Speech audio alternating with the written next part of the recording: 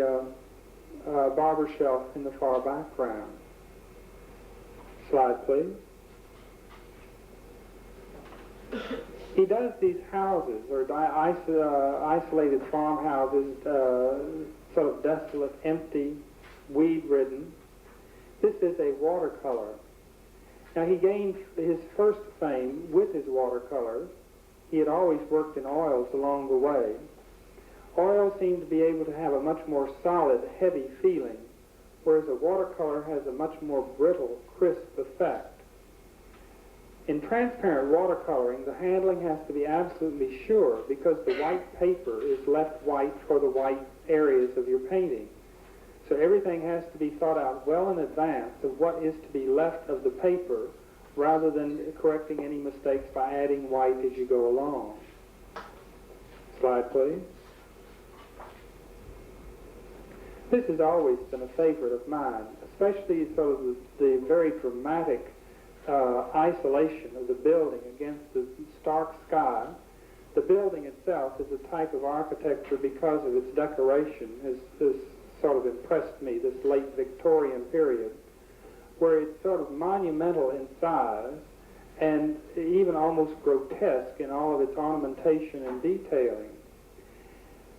Just as he portrays his sort of lonely, empty people, this house sort of by a railroad track with the horizon line way low so that you're almost looking up to the railroad track itself, and the ties form a sort of repetitive design across the bottom, and the bright orange of the rails sort of catch a color note that repeats in the chimneys and the chimney pots in the top of the house.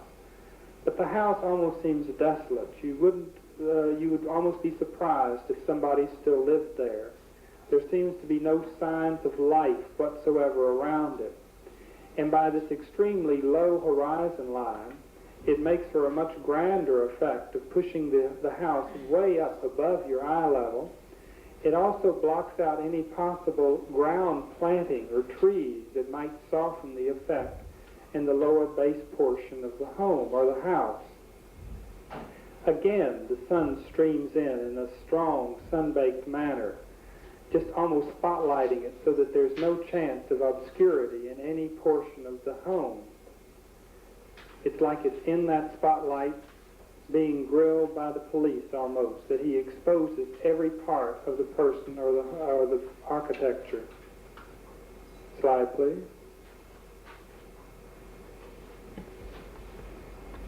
His neighbors out on Long Island accused him of being a hermit. He put in a long, winding shell road, and just because of lack of money at the time, did not have it topped, which made in wet days or snow days sort of a difficult job of approaching his home. His home was almost as stark as his paintings. It was a white clapboard house with minimum number of windows and doors, and no shrubbery or planting around it. It gave a fairly cold appearance. This is a place near his home, a lighthouse tower and adjoining building. Slide, please. Hopper was not a very approachable person himself, not a recluse or anything like that, but he and his wife enjoyed their isolation, and it shows in his paintings. This painting again shows the sort of desolation, the emptiness of the surrounding territory. In a few of his paintings, you have these deep woods that seem impenetrable in the background, sort of forming a stop of your vision, almost as if he did not want to create an atmosphere or a space going back, but that you are constantly aware of the enclosed feeling around the subject matter. In this case, there's a little gasoline station, which seems to be along a seldomly used road. The man is checking his supplies. No cars pass. Nobody around. Sort of this empty feeling. Slide, please.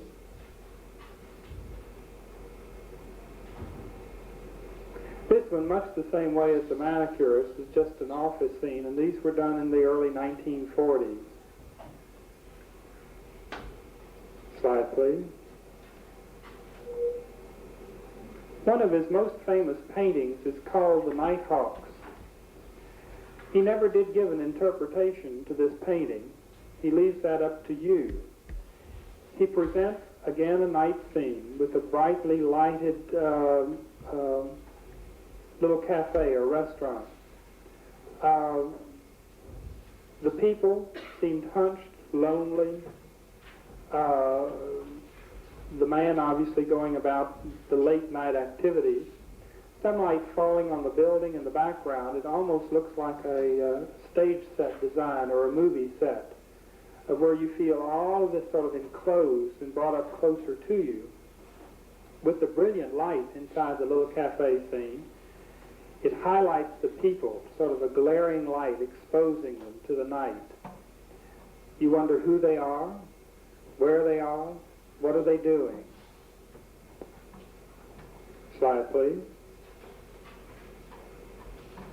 Also in the 1940s, he painted this scene, which is in a Pullman car. The lonely traveler. Her face sort of obscuring her identity. Slide, please.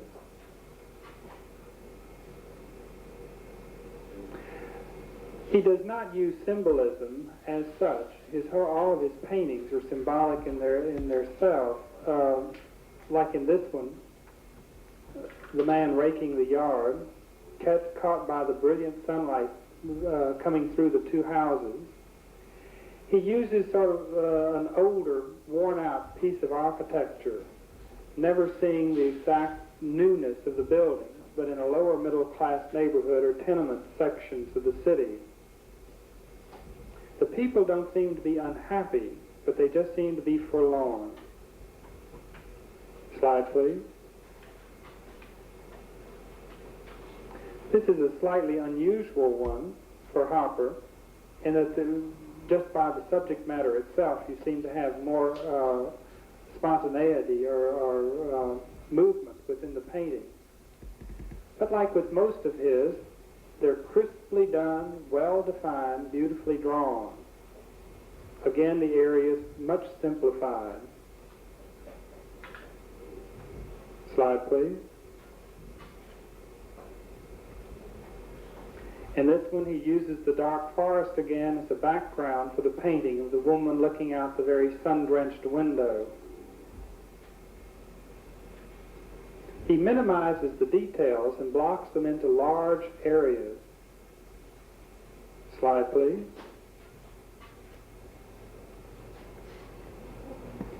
This one has always intrigued me because it seems the door to nowhere, that you would walk right out into the water.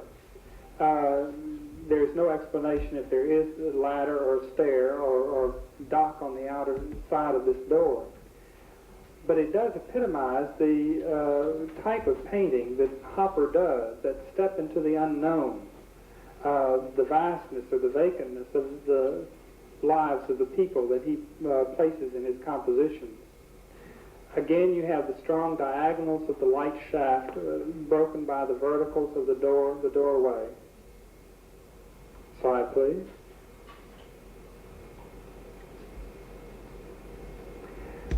Again, he uses the trees as a stop in this background, showing the tenement houses, these narrow little houses sort of jammed up one next to each other, a conformity of architecture, conformity of the lives of the people. Slide, please. His paintings are always quiet, none aggressive. This one was done in 1960 and is included in the Johnson Wax collection of American painting. People soaking in the sun. Slide, please. This is a detailing, second-story window.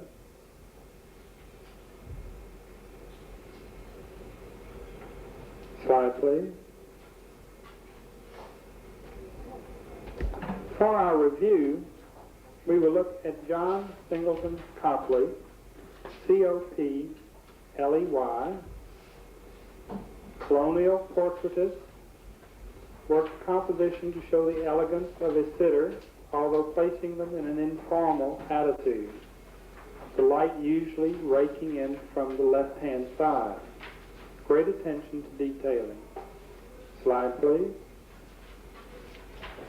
Gilbert Stuart, S-T-U-A-R-T, preferred to do just bust portraits of the people, although he did some full-length figures, but had a softer, more atmospheric technique in presenting the blush on the cheeks and the haziness of the background and changing the background into different tones to give a greater feeling of space behind the figure. Slide, please. George Caleb Bingham was a mid-19th century American painter, the Midwest, showing the river boatmen on the Missouri and Mississippi rivers, the grandeur of the Rocky Mountain area, and also political events of the mid-19th century. Slide, please. Thomas Eakins was a late 19th century American realist painter.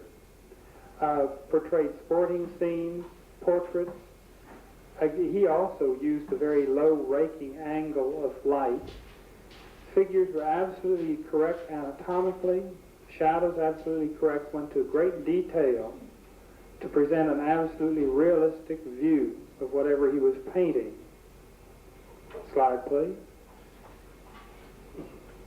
James McNeill Whistler, W-H-I-S-T-L-E-R, was a sophisticate of the late 19th century American painters who lived most of his life in Europe and was greatly influenced by the Impressionists, or the more modern painters of French art.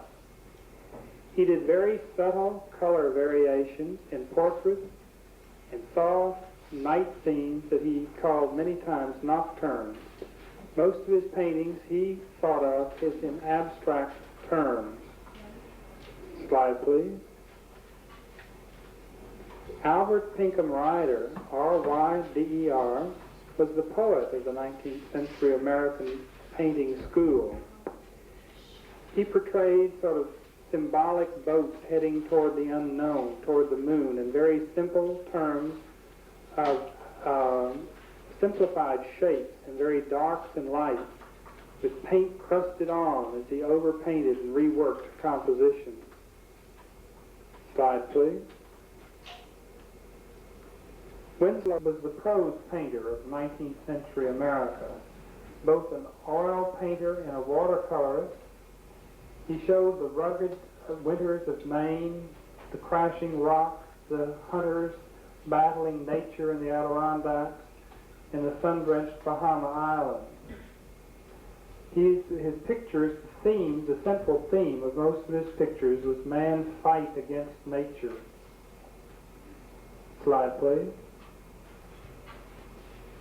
John Sloan was a member of the Ashcan School, and the theme of their paintings was the portrayal of everyday common occurrences done almost in a slightly broad brush school of the Impressionist painters. But centered around New York, it was the city life in the tenement section. Slide, please. Georgia O'Keeffe was one of the sophisticated modern painters of the early 20th century, in the 1920s. She did very hard-edged, crisp abstractions based on nature forms, such as flowers, bones, skulls, land forms, etc. Slide, please. Grant Wood was a 1930 American painter whose paintings depict the abundance and the beauty of Midwest United States during a period of our political isolation from the rest of the world. His forms are full and round, sort of billowing, almost cartoon in effect. Colors fairly flat, crisp-edged, everything well-defined. Slide, please. Stuart Davis was another more 1940 abstract painter of the jazz and boogie-woogie periods. During the war, the sort of staccato effect of the fast movements of the United States during the war years of the Second World War. His abstractions are flat patterns, brilliant colors, sort of jazzy, bright, using modern words and language within his paintings. Slide, please. And Edward Hopper, the American realist painter, showing the small town genre scenes of the lower middle class people in sort of sun-drenched compositions. Crisp edge, the strong direct light source of the sun or from interior views at night, showing the people in sort of a lonely situation. Slide, please. The primitive artists, who were the untrained artists, spanned a long time from early American style into mid-20th century, even 20th century, when Grandma Moses, that we know of. But they have lack of perspective, a lot of technique, usually anecdotal, but lots of detail in their paintings. Clear the machine, please. This is test number 1, 12-week art 1B, 15 slides on the test. Put in the first slide, please. This is number 1.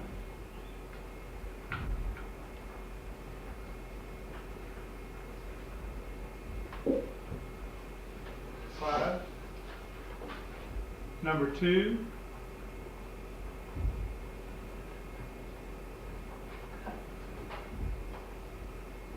Slide. Number 3.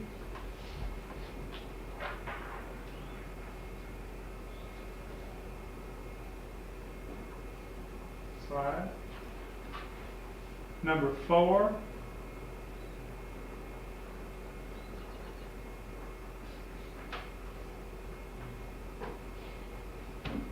Slide. Number 5.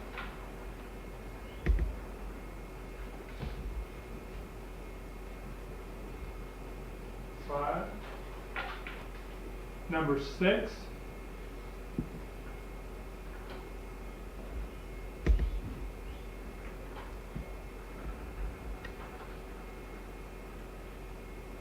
Slide. Number 7.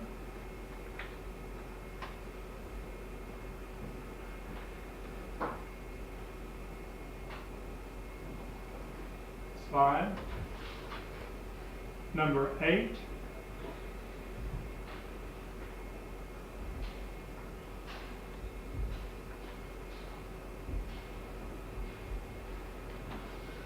Slide. Number 10. Number 9, excuse me, number 9.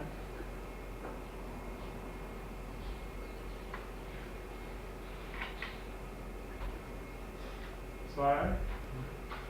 This is number 10.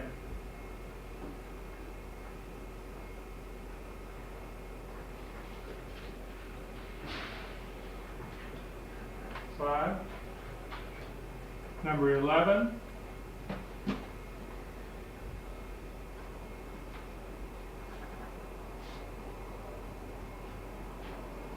Slide.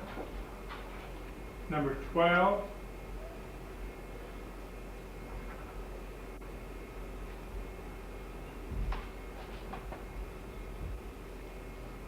Slide. Number 13.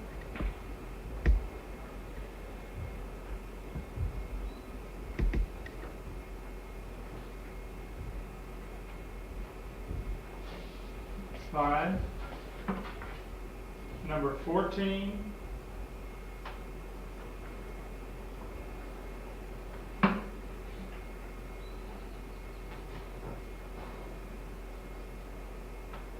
Slide. Number 15.